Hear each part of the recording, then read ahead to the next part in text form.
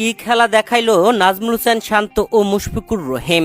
জোড়া সেঞ্চুরিতে অপরাজিত। প্রথম দিনের খেলা শেষ, বাংলাদেশের রান দেখে মাথা নষ্ট শ্রীলঙ্কার কোচ জয়সূর্যার। দর্শক, শ্রীলঙ্কার বিপক্ষে টেস্ট সিরিজের প্রথম ম্যাচে টসে জিতে বাংলাদেশ আগে ব্যাটিং এর সিদ্ধান্ত নেয়। আগে ব্যাটিং করতে নেমেই শুরু থেকে বিপর্যয়ে পড়েছিল বাংলাদেশ, যেখানে পরপর 3টি উইকেট হারিয়ে কঠিন চাপে পড়েছিল। ওপেনার এনামুল হক বিজয় 0 রানে প্যাভিলিয়নে ফেরেন। আরেক ওপেনার সাদমান ইসলাম 14 রান করেন, তবে মমিনুল হক করেছিলেন 29 রান। 45 রানে 3 উইকেট হারিয়ে ফেলে বাংলাদেশ।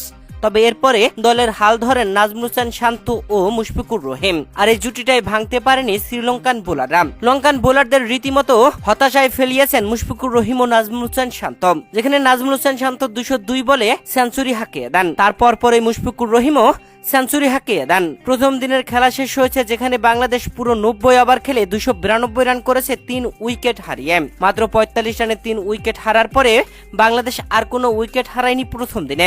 নাজমুল হোসেন শান্ত 136 রানে অপরাজিত ব্যাটিং আছেন ও মুশফিকুর রহিম আছেন 105 রানে। দুই জোড়া সেঞ্চুরিতে বাংলাদেশ দারুণ ভাবে এগিয়েছে। আর বাংলাদেশের এমন দারুণ ব্যাটিং দেখে রীতিমতো অবাক ছিল শ্রীলঙ্কার কোচ সানাত জয়সূর্যা।